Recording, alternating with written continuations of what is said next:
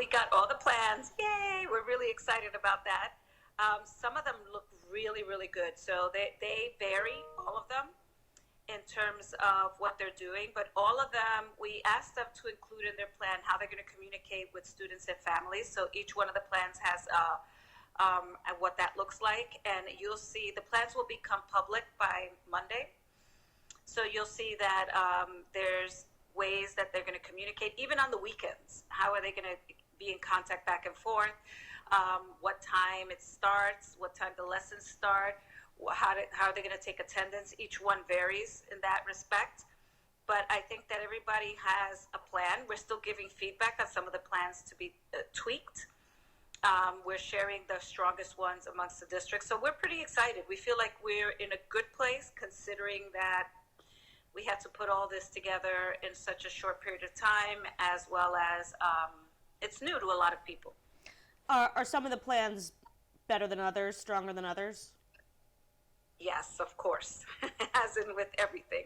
Yeah, so those are the people that the districts that we're helping to kind of get to that place. All of them have different strengths, and that's the places where they've come in where they need a little more bolstering. We're helping them with that. All of them have done a great job in terms of how they do the mix of online and not online, which is, I think, really great, because I think what's really surfaced throughout this process is equity. Who has enough hotspots, where's their internet access, what kind of devices do families have. Many of the districts are using the lunch pickup as a place where families can pick up not just Chromebooks, but also books, packets, different types of materials, homework. It's kind of a place where they go back and forth with families. So there is many different ways. Other districts are mailing packets home with a self-addressed envelope where the parents can mail the kids' work to school. So there are many different ways that this is happening. At this point, do you believe that every family in Rhode Island has access to the Wi-Fi and the technology they need? No, I cannot say that. We're working with the districts to identify where there are needs so that we can support them in getting technology. There have been a lot of groups that have come to us that say they want to purchase, they want to help. I know that you probably heard of Cox already donating not just their services, but also $25,000 for devices. So we are working with the districts to take an inventory of that and get the information out there. And we want to request from any organization, any individuals that want to make a donation. We are taking that donation because we do need more devices. Chromebooks range anywhere from $200 to $300, but the Wi-Fi device has been in places where there aren't, is part of what we are still doing and struggling with. But some places have found different alternatives. Some districts are using a bus and to expand the Wi-Fi in that area. So there are different things that are happening that we're sharing across the state, but we do need more technology out for our districts. Can you estimate, like, you think it's like 90% are all set for Monday, or? I would say a good 95, right? Like a good 95. And what they've done where they don't have devices is created packets, created other opportunities. So it's not like those families are with nothing.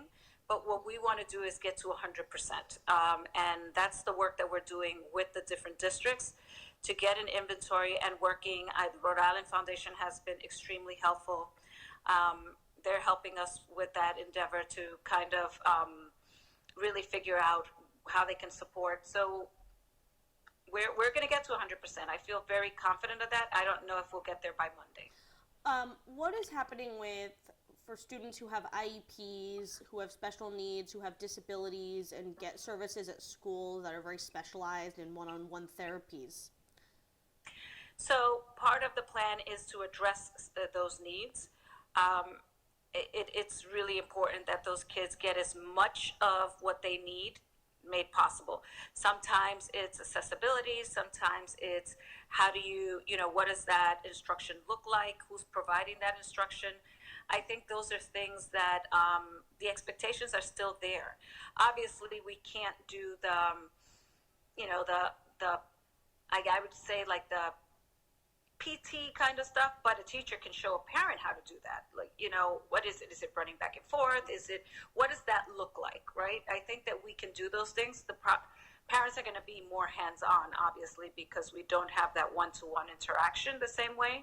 I know we don't know how long this is going to go on for, but are you anticipating these virtual days ultimately, replacing instructional days? Because I know there is a high bar in state law that would maybe need to be waived in terms of having these virtual days actually count as school days and not need to be made up at the end of the year.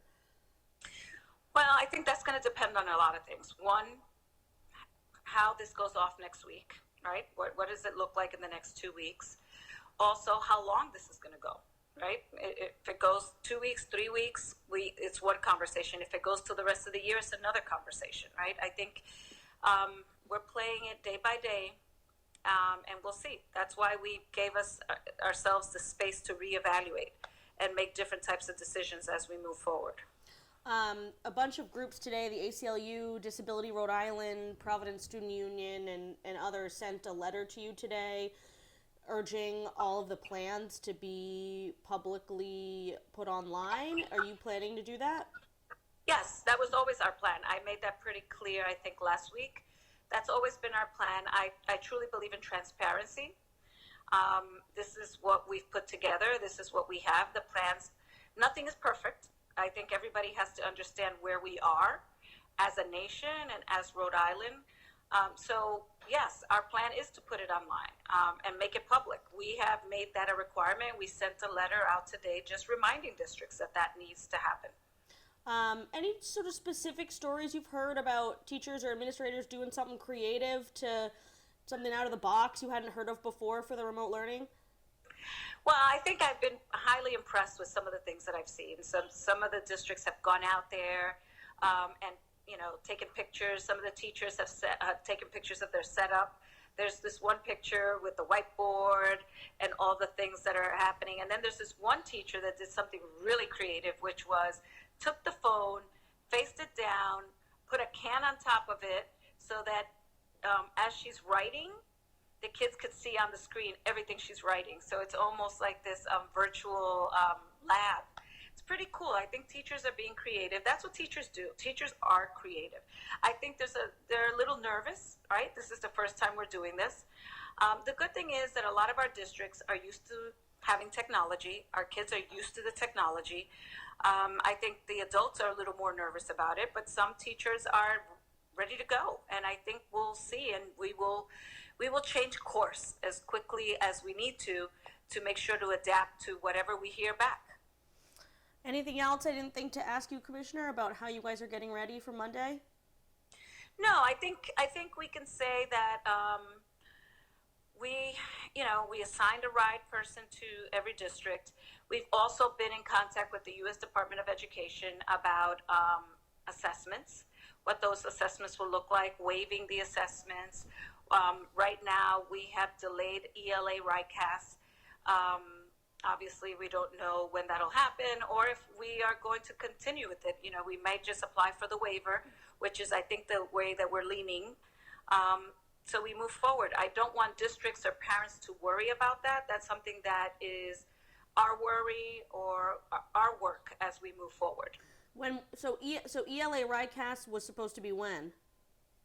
It was supposed to start in April, early April. And what about math? After that, I don't have the dates in front of me, but after that. But the U.S. Department, I got off a call today where they sent out a letter today that we can apply for a waiver. And we will be applying for a waiver depending on how this goes, right? If we're just out 2 weeks, but we don't know right now. But we're ready to apply for that waiver as we move forward. I was at your news conference the last time the RICAS results came out, and you were very disappointed in the results. And now it's possible that we won't even have tests this year to assess how if kids are improving from those scores. Is that a shame? Yeah, there's a little bit of disappointment because I think everybody's been working really hard this year. But I think we make the best of it and we continue to work harder. I think what will happen is that if we don't have the assessments, we'll show everybody how much we've improved next year. I think we'll figure it out. We'll figure it out. I'm just very hopeful, that we are going to get to that place together.